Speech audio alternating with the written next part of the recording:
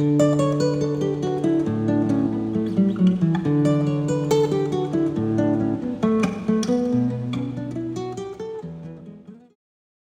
then. Hey there, Tim Warner here. I want to talk to you about blind introductions. On one hand, professional networking has been crucial throughout my entire career. And I've had quite a few jobs, full-time, part-time, contract, you name it, that would not have arisen had I not made a blind introduction to another human.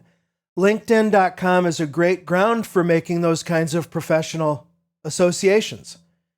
That having been said, there are a couple types of messages that when I get them will almost invariably result in an instant, not just a deletion of the message, but a blocking of the person who sent it. And I don't know if you feel the same as me or if I'm just hypersensitive or too paranoid or suspicious, whatever. Let me just lay it out for you. The biggest concern I have is a message where somebody doesn't take no for an answer. And look, really what inspired this particular video is a couple days ago I received an in-mail introduction in LinkedIn from a lady who worked for a Microsoft solution partner. Fine.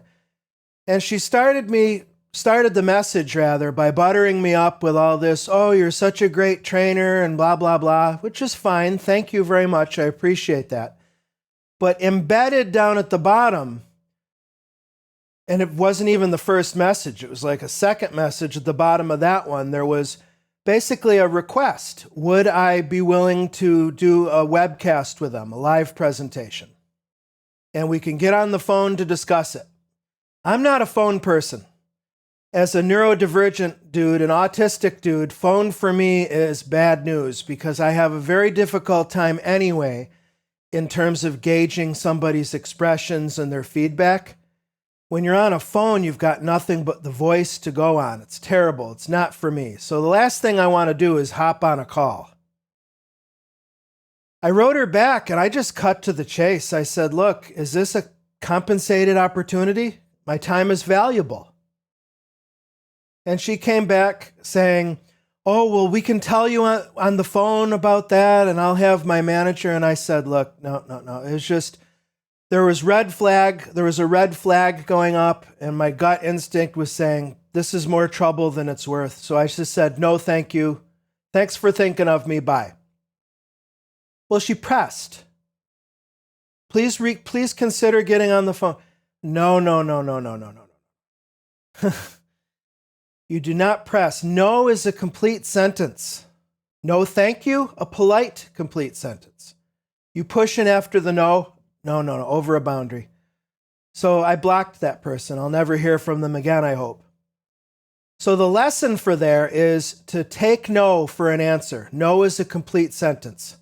So if I do a blind introduction, somebody doesn't get back to me, I may follow up once, but I'm not going to keep pestering them. And if somebody responds and either explicitly says I'm not interested or it's pretty obvious through the tone of their message, I'm going to respect that and move on. So this particular person really violated two important rules. One, not taking no for an answer. That's inexcusable. And the other one is burying the question. Oh, I don't like that at all. All of this fluff and prelude stuff, and then finally at the bottom of the message is the request. What I do, and what I prefer when I receive messages from people, I want to know what their request is right up front. And so I'll say, hey, how you doing, etc. But I want to make sure that on the first screen of text, hopefully my message wouldn't go beyond a single screen anyway. That's conciseness. But I want to make sure that my request, if I have one, is front and center because I want to be as transparent as possible. Why? Because I don't like that icky feeling when somebody calls and says, Tim, how you doing? All this. And then, by the way, it's like, look, I appreciate if you want something, that's totally valid.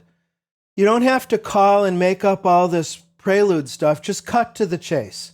A lot of my personality is coming out here in case you haven't noticed. So how universal this is, I have no idea. We'll see. I'd be interested to know what your feedback is, what you've got for me. So that let me think, anything else? Another would be, so far, what do we have on the list? Respecting no's, respecting boundaries, front loading the request, no filler, being transparent. And also, if you have to do an email blast, make it obvious that it's an email blast. Again, it's my northern skepticism being an upstate New Yorker, perhaps. I actually include a little emoji icon in my name in LinkedIn. I forgot how I did it, but I have a little cloud icon. And so I can easily tell if somebody's sending me a personal message versus an automated email blast, because a personal message is never going to include that little cloud. By contrast, somebody who's using software to scrape names on LinkedIn, they're going to pull my name, but they're also going to pull that little cloud icon. So when I get a message that says, "Hi, Tim Cloud," I immediately know it's AutoGen. And the last time I got one of those, I didn't really like it because it wasn't clear that it felt like the message was intentionally written to obfuscate the fact that it was an impersonal email blast. So I responded to the person and said, "This looks by all accounts to be an automated email blast. Just confirming with you that that's what it is and that it's not personal to me." And I forgot what the person said or what happened after that. But if I'm going to do an automated blast, I'm going to maybe make a self-deprecating joke about it in the front of the message. Just do something to make it clear that it is, in fact, an impersonal email blast. Worst possible thing to do would be to do an automated email blast and try to dress it up as a personal message. That's dishonest. That's really the theme that gets under my skin. The kernel of my pet peeve is an obfuscated motive, where I've got a motive to make a sale. Okay, fine, that's legitimate. But instead of telling you, "I'd like to make a sale, here's how and why," I'm going to obfuscate or hide that motive under buttering you up, conversational fluff, burying the message, anonymous email blasts where I don't have to see anybody or deal with people unless they're interested, these sorts of things. So transparency, I think, comes above all else in importance. Yeah. And so I see that principally on LinkedIn. I see it to a smaller degree on Twitter and the DMs. But then again, I think I turned off the public DM feature. So that's probably why I'm not seeing this kind of spam show up in Twitter. But again, I want to come back to the power of professional networking, because I also, as a kernel part of my professional philosophy, have the aphorism, "What's the worst that can happen if you don't ask?" I mean, if you don't ask, you're 100% guaranteed not to get an answer to your request. If you ask, you've got a greater than 0% chance of getting a request. It could go significantly above zero if you're transparent, respectful, etc., etc. You respect boundaries and all that stuff. Yeah. And I've never been afraid to ask. I know that people close to me have told me that they struggle with this for various reasons. They feel awkward, maybe making a request of somebody. And maybe that's an autism superpower.